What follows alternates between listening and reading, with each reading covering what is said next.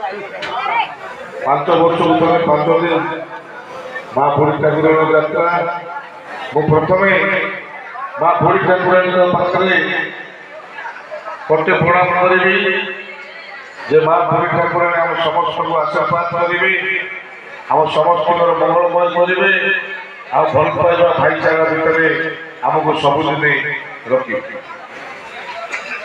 ଏ ଉପଲକ୍ଷେ ସାତରାପୁର ଗ୍ରାମରେ जो गोटे महाभारत आयोजन कर नाटक एथिरे मंचस्थ थिबा मोर साथी माने बंधु माने उपस्थित थिबा दर्शक बंधु गाँव माँ माउसी माने भाई बापा माने समस्त शुभ वर्षर कृतज्ञता ज्ञापन कर।